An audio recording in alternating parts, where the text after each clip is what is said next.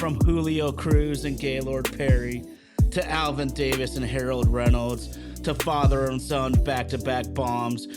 From Junior J, Joey, and Edgar with Randy, A-Rod, Dan, and the Sheriff to Ichiro Moyer and Mikey C to King Felix, Kyle Cruz, and Cano to the present with Julio, Gilbert, Kirby, and Cal. I don't believe it. It just continues. My, oh my, it's another sports podcast.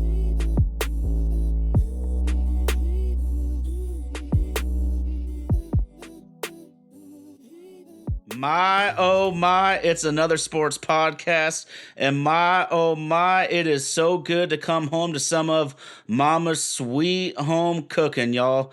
After a 4-6 road trip, which included a 4-game losing streak, Mariners come back to Seattle, go 6-1 in 7 games in 7 days in Seattle to end the month of May. Great bounce back after an underwhelming trip. I want to give a huge shout out to our man, Indy, the master producer out there in Nashville, Tennessee. And of course, a giant shout out to my co-host whose vernacular is spectacular. What's up, RG? You know, I had a good one picked out, but I'm real tired right now. So I'm just going to go with one that's on my heart. That I've been working this grave shift and I ain't made shit. I wish I had a spaceship so I could fly past the sky. But I'm happy to be here tonight on My Oh My. It's another sports podcast. That's your man, Ty Talk 24. I'm that dude, RG. You know what it is. Time to go to work. Let's do it, man. And I know you've been on the road all week, and it's not easy to always get the sweet melodic tones of Rick Riz when you're out there providing the goods and services for everyone in this country. But man, it felt so damn good to go 3-1 versus Houston. It crushed my soul a little bit that we didn't complete the sweep. We'll get into that a little more in a minute. But what it really comes down to when you play Houston, especially right now, in years past, they had an excellent starting staff. Now they're still pretty good, but the top of that lineup is absolutely killer. Absolutely killer. And what do you want to do? Kyle Tucker is one of the top 10 positional players in all of baseball right now. We held him to 1 hit in 4 games. You watch your mouth. You watch your mouth. You watch your mouth. It's gonna take more than this internet cutting out and something wrong with this laptop to get my foot out your ass. If you refer to him as Albuquerque's finest again, I was sitting there talking to myself, not realizing that I lost the feed. Yeah, but I hate when Bregman hits against us. As happy as I get nowadays when Mitch Garver does well against us, and I'm always talking. Albuquerque stands up. Makes me want to punch little babies in the face every time Alex Bregman does something against us. Just that cheating little bastard. I wish I still knew where his mama and daddy live. I'd go egg their house every time he gets on base against us. But I'll take the 3-1 against him. I'll take the 3-1 against him. Would have been nice to sweep, but you know, we're showing the guy who has been big brother that this might be little brother's year this year. Absolutely. And it's so fun to do because I'm not gonna sit here and say the Astros suck because they obviously haven't. But you combine the cheating scandals with winning in the division, ain't nobody gonna like you. It don't matter. But you know what I do love, man, is when your team is struggling to hit the ball and there's no obvious reinforcements on the way, you know what? Speed kills. And all 3 wins were very close ball games against Houston, and in 2 of those games, huge turning points in the ball game were late inning throwing errors caused by trying to hurry your throw to get a fast runner out. Clase, Bliss, and Julio were wreaking havoc on these fools, creating and forcing errors in the field, and I just can't say this enough, man. If you're not hitting well, add some goddamn speed to the lineup and make some shit happen because obviously our slow players aren't hitting anyways. So maybe a different approach is necessary right now. I love the way that we're going out and putting pressure on defenses, and we got Class A running around doing just some good timely hits as we moved up and down the week. It's been real interesting. I know Indy asked a question off mic. How many runs have we scored since we got rid of our quote unquote offensive coordinator? And over the course of the weekend, the answer to that is 19. 19 over 3 games. Offense is looks like it made its way back up to the Pacific Northwest. Happy to have you. Can we get you to stay around until about, I don't know, maybe fucking November? Well, we sure need it. I'm gonna play devil's advocate a little bit here though, and this is where time will tell. But the Angels do have one of the shittiest starting pitching staffs in all of baseball.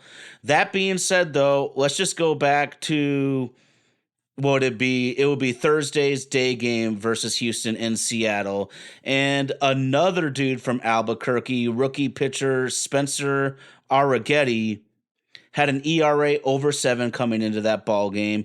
And of course, he's been getting his ass kicked all year. Comes in with the best game of his career with 8 Ks, 2 hits, and no runs allowed over 6 innings pitched. It frustrated me because I felt like you're going against a rookie who's been sucking.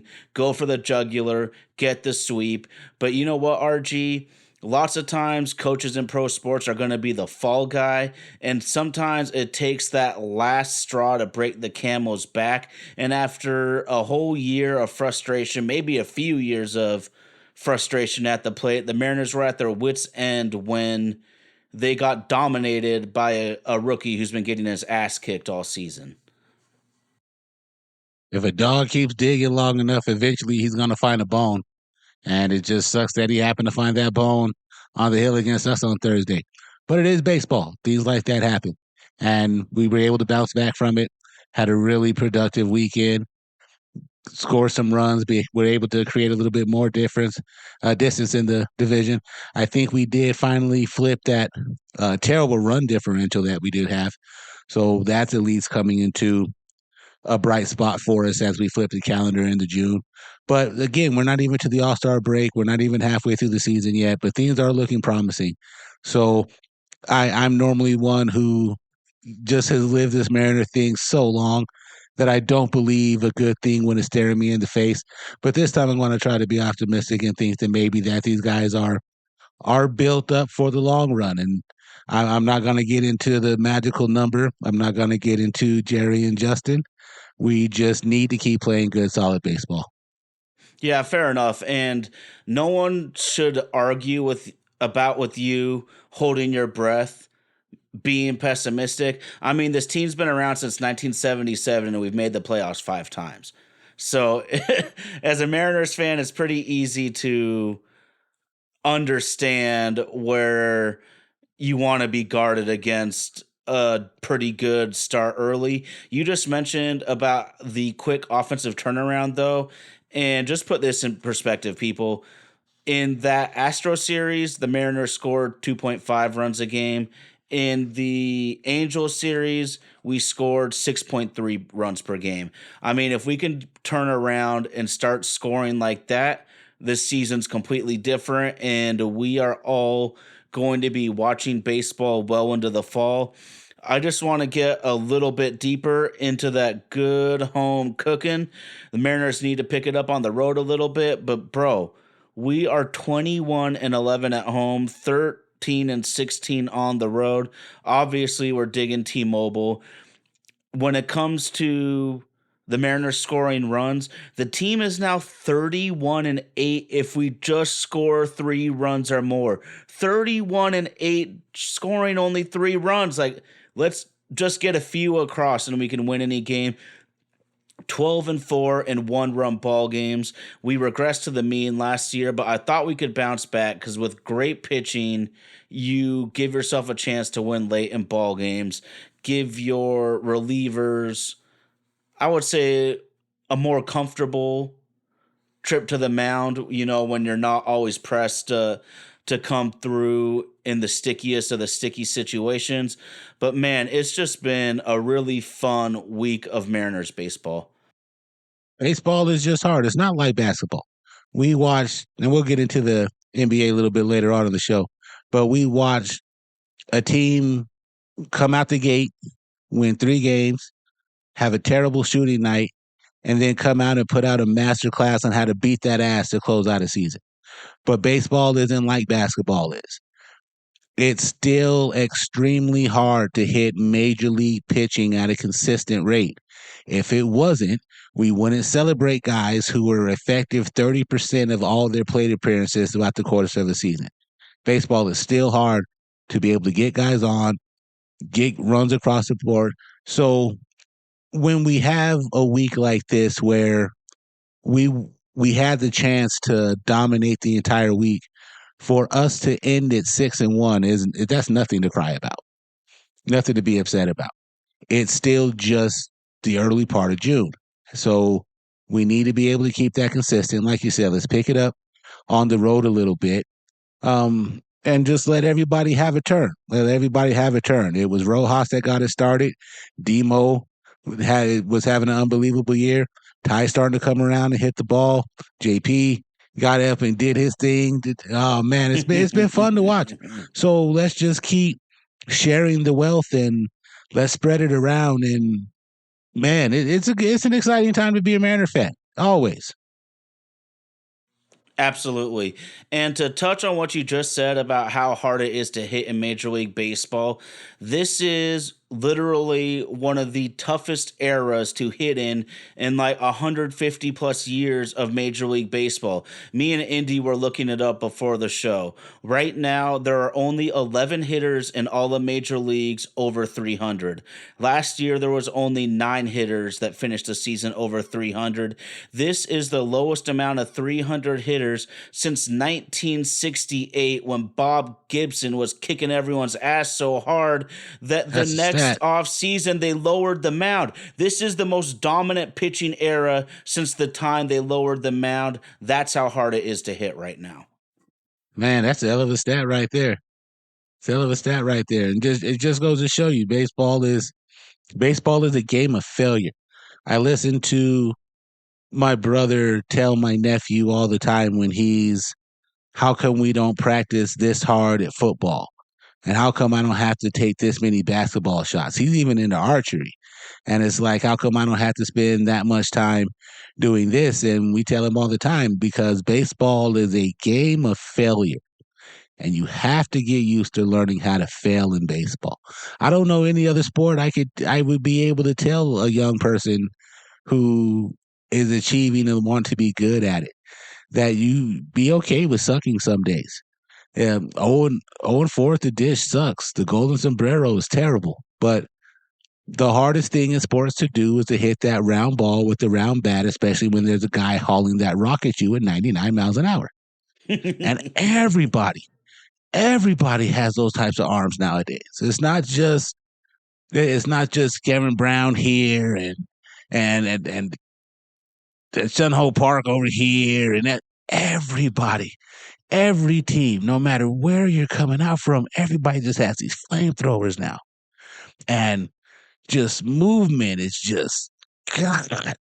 I remember we were talking during the playoffs last season, and they had the camera while Correa was taking at bat, and just to see where the ball started out of the pitcher's hands, where Correa picked it up at, began his swing, and that ball is 5 feet off the plate almost. But no chance of being able to do that in real time, real person, when your reaction time is faster than the blink of an eye. You got to respect these guys who can get up there. And even if you hit it a 270 clip, just, you think it's easy? You think it's easy? Take your lunch break. Run down to your local batting cage. Hop in the very fast. I dare you to be able to hit 5 out of 10 pitches. Dare you to. And if you're able to get it done and you don't send us any video footage, I'm going to say you're a lying sack of shit. Without those reps and without your eyes being used to being able to pick it up. And the guys who, one thing I wasn't really good at in baseball growing up, where they say you can see the laces make dots on off speed pitches. I could never see that shit. And I hit a couple home runs off of curveballs, but I could never see anything like that. So you have to be really dialed in to be able to make something like that happen. And for these guys to do that 160 times a year is just amazing. 162 if you're going to be a stickler about it.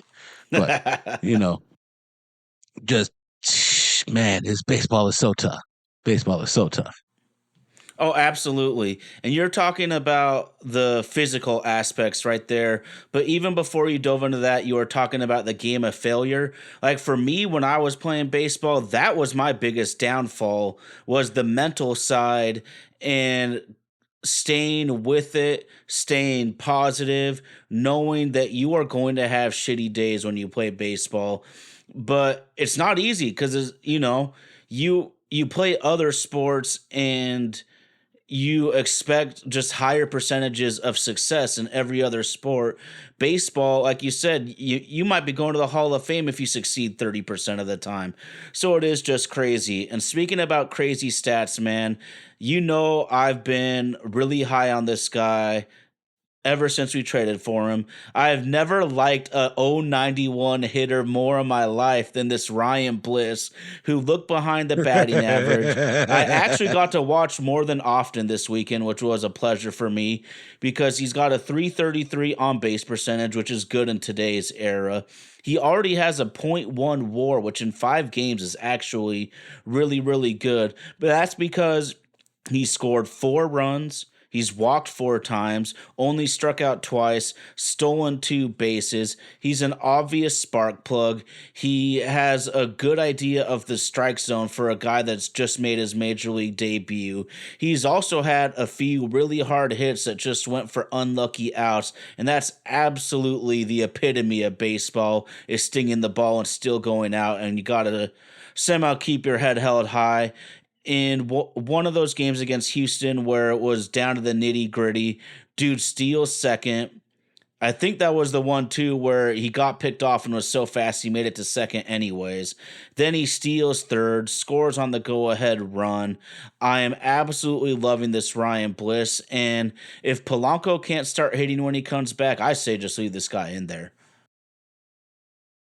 The one that he had that impressed me, even though he struck out, was the at bat he had against Hader, where he wasn't going to give in and Hader was going to have to beat him, and Hader had to battle to get that rookie out of there.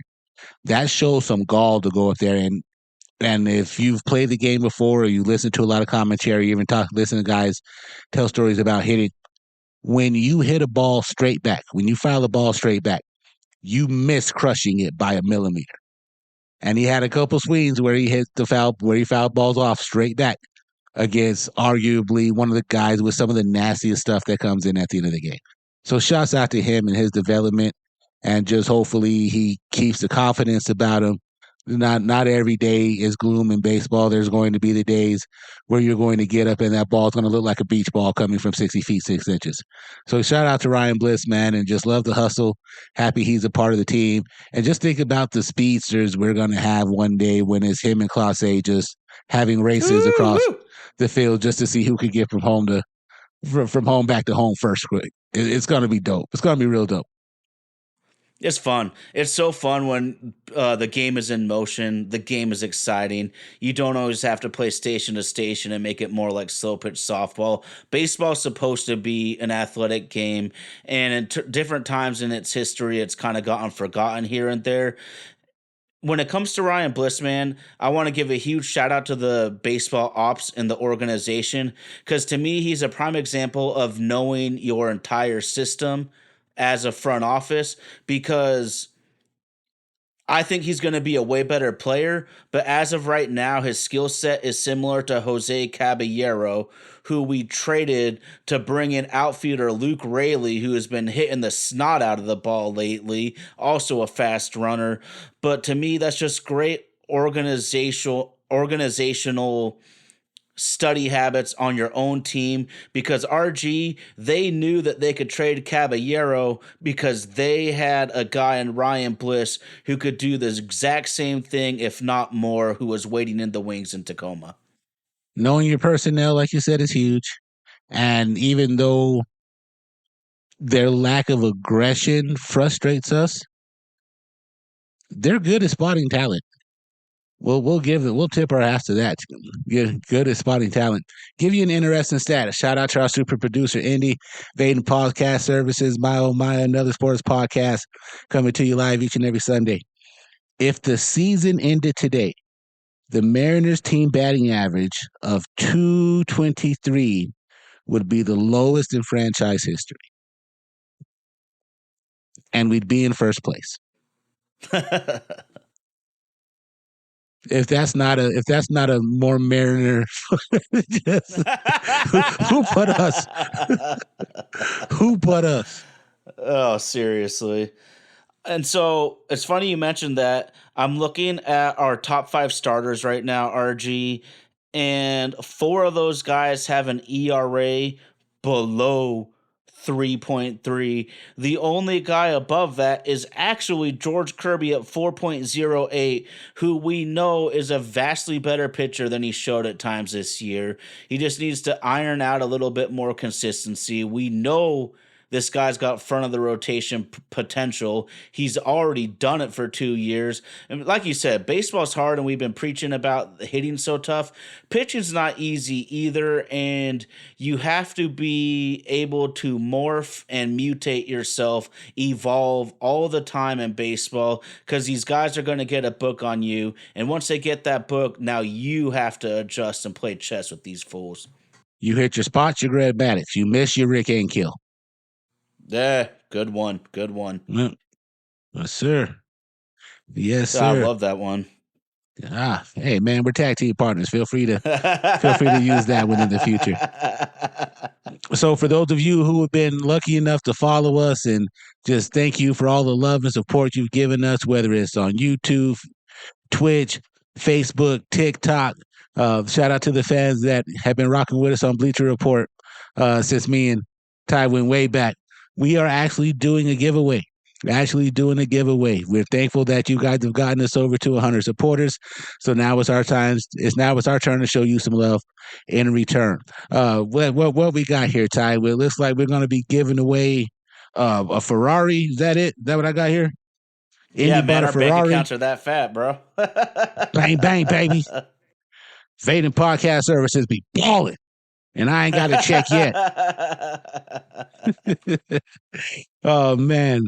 So it looks like we're going to be giving away a Mariner Funko. And the information, you can find us on the socials. My Oh My is another sports podcast. Be sure to follow us on YouTube, Facebook, TikTok, Snapchat, MySpace, Carrier Pigeon on the back of Rodriguez's low rider while he's coming through the hood, bumping that good. He's got our name tattooed across the back of his car in Old English, because that's how we do it out here. Yeah. But for real, make sure you follow us on our socials. We are giving away some swag. We just want to be able to return the love that you've given to us, man.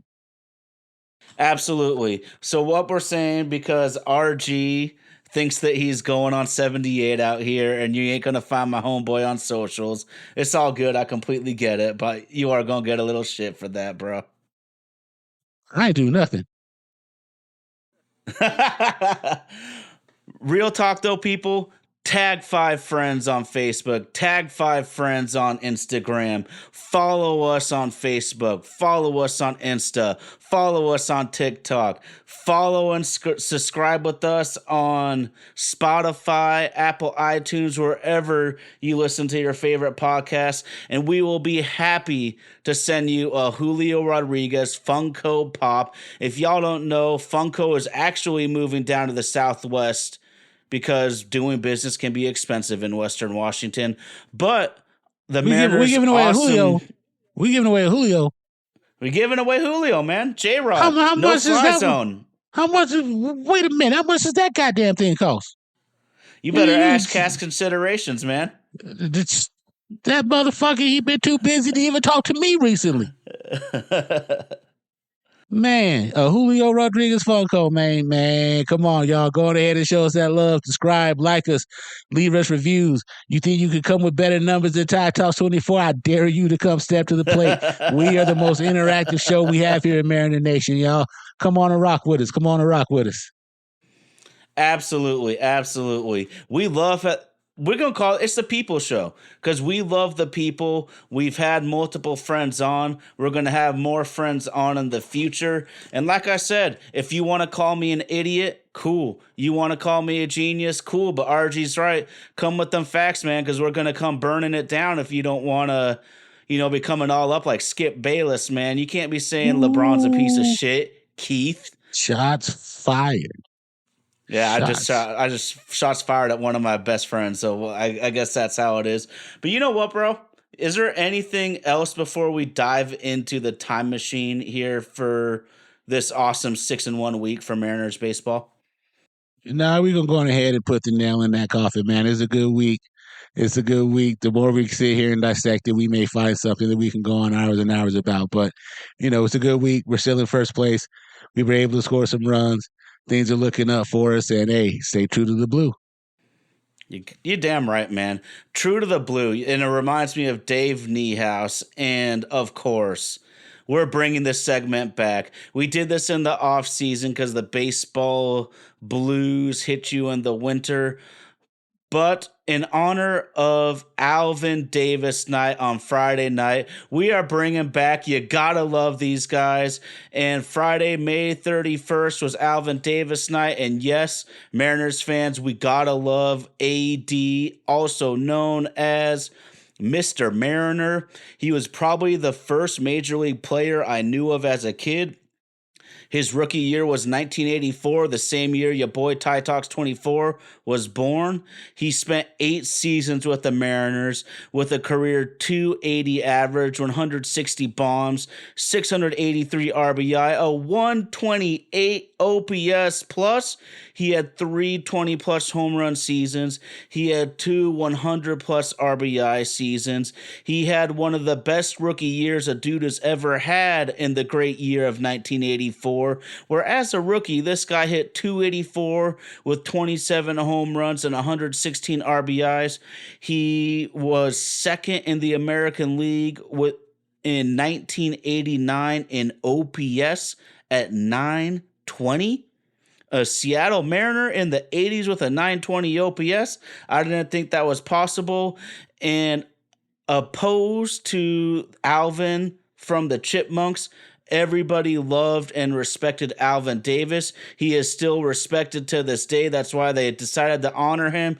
So take it away, RG, but you gotta love Mr. Mariner, Alvin Davis.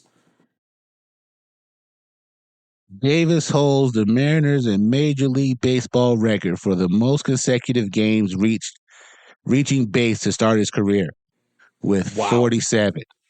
That's almost DiMaggio hitting streak numbers. Just, man, one of the unsung heroes from the early days. And it's good to see him get his flowers from this team this season. You got to love Alvin Davis, man. Oh, hell yeah. Hell yeah. Funny story, too, is I was looking it up. He was drafted, I believe, 3 times in the major leagues. He went to Arizona State University. If y'all have ever been to that Tempe, Scottsdale area, I don't know if I would want to be leaving Arizona State early either to come to the major leagues at a certain point. That looks like a pretty fun college to go to. So we understand it. We're super glad that Alvin turned down 2 other teams to return to college because that paved the way for his 8-year Mariners career. But yeah, class act and one of the first true studs the Mariners ever had. Wonder if during his time at Arizona State he might have gone to a school with a one Barry Bonds. Hey, that should fit the same timeline. That should fit the same timeline. It sure as shit would. It feels Yeah. like it absolutely would. He Yeah. actually might be a little early, but they could have crossed paths. Arizona State's famous for baseball and golf, for whatever that's worth. That's probably why they're not on the national radar so much. But y'all They know I'm a famous for West Coast parties. Pac-12 guy. They famous for partying. Arizona State for Arizona State was what for 10 straight years ranked the number one party school in the nation. And I myself have had some fun times rocking down there on Mill Avenue and flow the Salt River. If There they we know how to have go. a good time out there down in Phoenix. So yeah, man, down in Tempe. Down in Tempe. So let's Eh. give a shout out to the Sun Devils. Let's give a shout out to the Sun Devils. Even though Phil Mickelson went there with his punk ass. Oh man. Well, we're getting into ASU, getting into party school territory.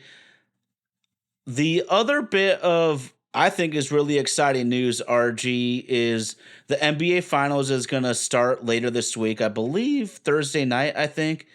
But anyways, this is going to be a series where I cannot predict accurately which team is going to win. I think it's going to be a fantastic back and forth series. The team that has the guy on their starting five that played college basketball at Duke for one season, they're going to win the NBA Finals. Yeah. That's his Shout on the out to my fence. flat earthers. That's a well. Am I talking about Kyrie or am I talking about Jason Tatum? Oh, there's another one too, Derek Lively. Just a whole bunch of dookies everywhere. And now I think I just lost all interest in this goddamn series. No, but it's going to be really entertaining, man. Kyrie and Luka have been going out and just showing some of the greatest offensive skill from a backcourt that we've ever seen. And I'm not going to be one of these guys on their platform trying to say or compare them to Stephen Clay or Isaiah and Joe Dumars or any of the great actual backcourts. And let's define backcourt. Scottie Pippen and Jordan aren't on the list because Pippen's a forward, not a guard. That's why they're not on the backcourt list. For those people who've been going ape shit in the comments while we're in these sports conversations. But they've been out doing just incredible things, each scoring over 30, just some great shot making. Kyrie might be one of, if the not greatest finisher at the rim for a guy who's not 6'5". Just electric with the ball. And even though I thought that his contract wasn't worth the squeeze, Jaylen Brown has been out earning every drop of that $300 million contract that he signed over the season. Just out there with his cornrows on, do-rag off the bus. I'm only here to give you buckets, and then I'm going back home to smoke this za. That's just exactly what that boy look like right nowadays. But he's been out here just doing it, man. And there's an argument right now that he's their best player and not Tatum. But the storylines are going to be interesting. Kyrie coming back to Boston with all the negative energy that was around there. We got international beef with the return of Porzingis when he comes back healthy. People say that him and Luka had a falling out. Just going to be really, really interesting to see what adjustments are made, where the counter comes from, the counter to the counter. I think that Jason Kidd has been coaching his ass off in this playoffs, but also Missoula, man, you got to give a shout out to him, man. They got rid of Aduke because he was one of the dumbest son of a bitches on the face of the earth for cheating on Nia Long. Just that's as bad as cheating on Halle Berry, Eric Benet, but that's not what this podcast is about. Just and then Missoula comes in, and it's like they don't miss a beat with him. Just now, me personally, I don't like the fact that new basketball is just let's jack up as many threes as possible and hope we get lucky. And the Celtics do take and make and miss more than anybody in the league this year. But at this point, you got to dance with what brung you. The rookies that they've made their trades for. I mean, I know Gafford's not a rookie, but Lively's pretty young. Just make a trade for height. I didn't realize that PJ Washington had a stroke like that. Derrick Jones can jump out the building.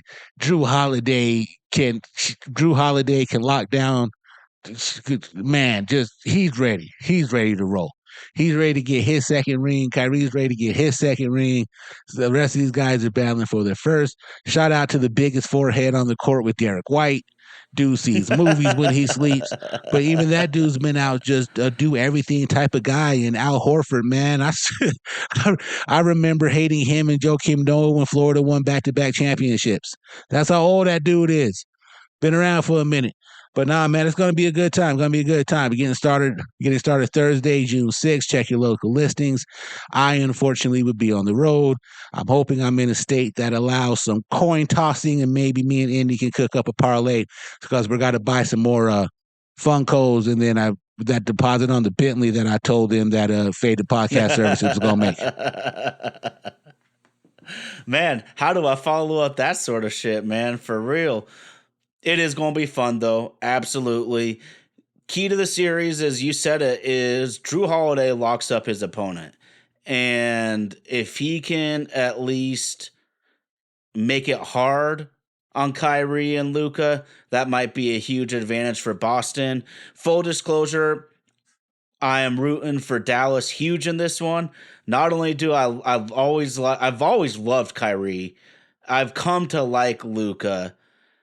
But Dallas took out OKC, and y'all know the Northwest Homer in me. The Celtics did Isaiah Thomas so dirty years ago that I've never been a Celtics guy since. I'm always going to cheer against them. So let's freaking go Dallas. It's good for the NBA. 2 top 10 markets. Not top 5, but at least they're top 10. And there are superstars on both sides. Let's freaking get after it, man, and make it a hell of a series.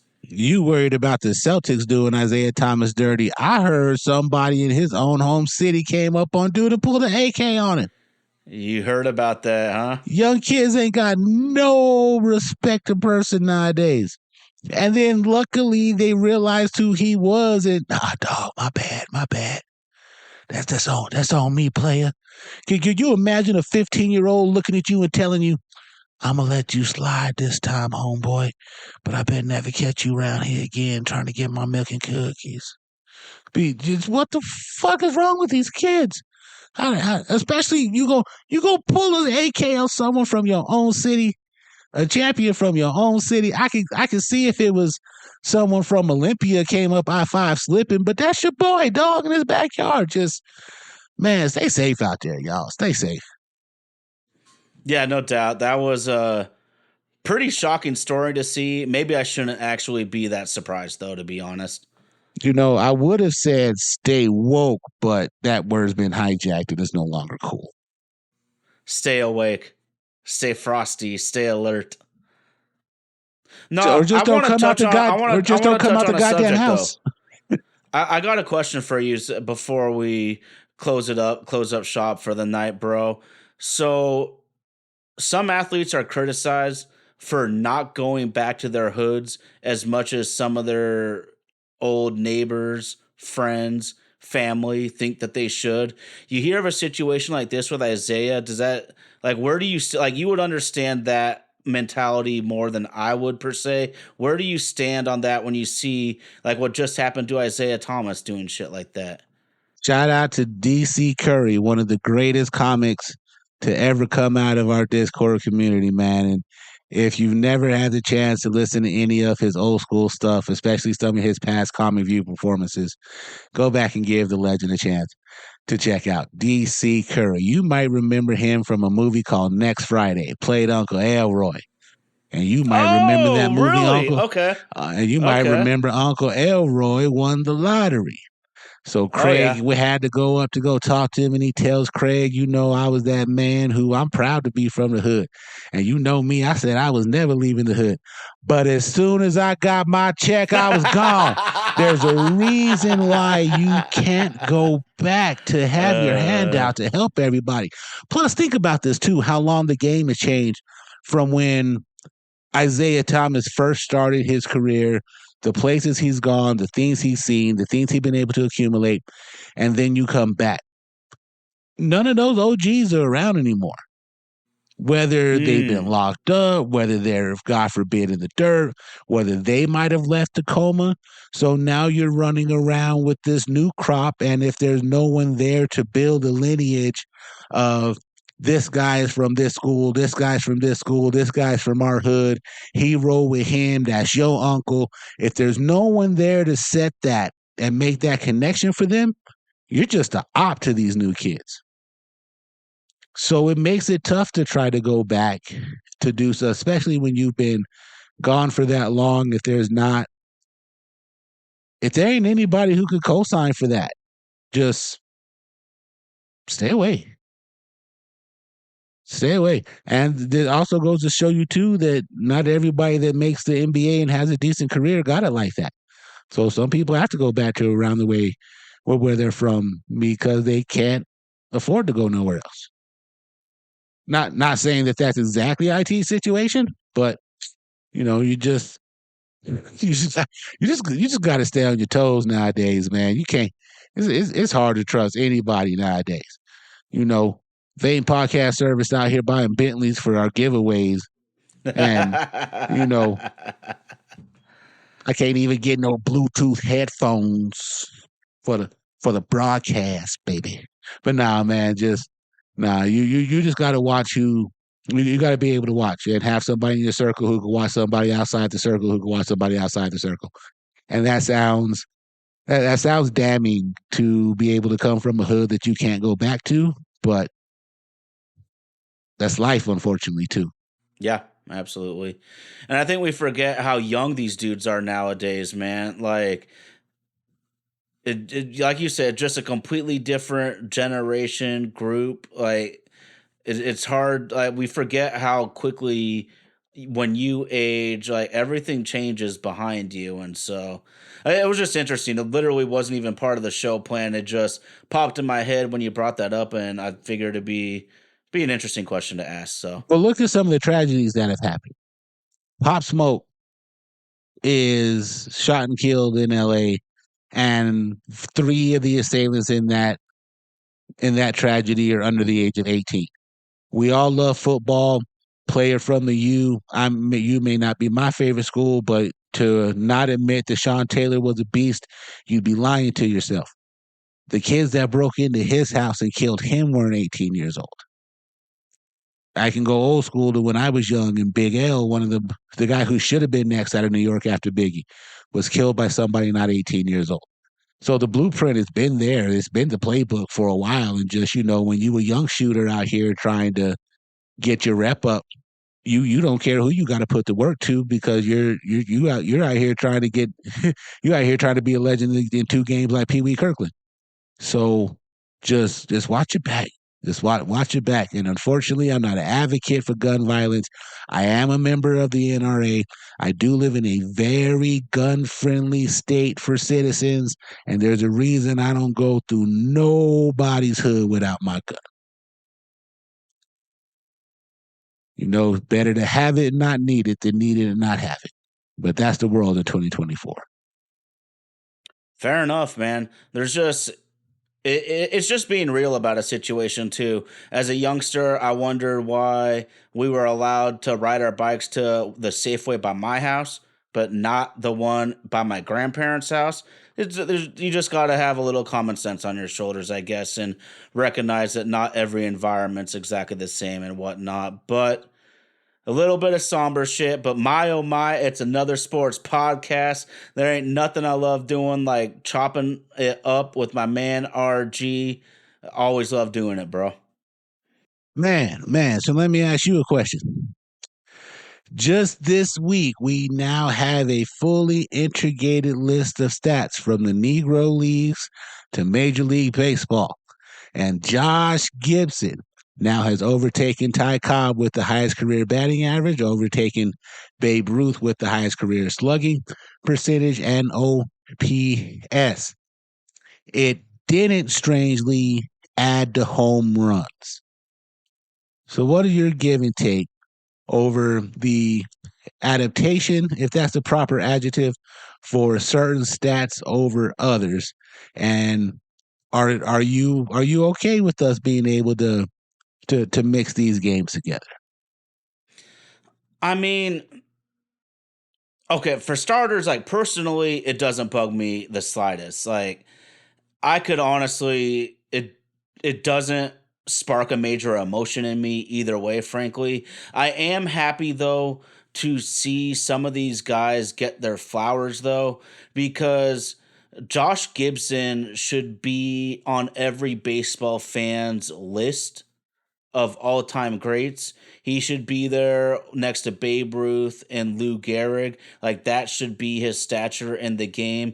So on that aspect, I'm extremely happy actually for that. Statistically, I don't know exactly where I fall. The home runs are hard to calculate because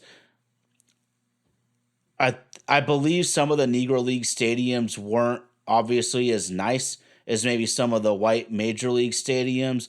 So he might have hit the ball 450 feet, but if it doesn't go into the crowd, then is it a home run? So that might be kind of hard to calculate. Maybe baseball just doesn't even know what to do with the home run right now. Because if you look at the record books, it says Barry Bonds. And we all want to say it's Hank Aaron. I would personally say it's Hank Aaron. But look at the record books. It damn well says Barry Bonds.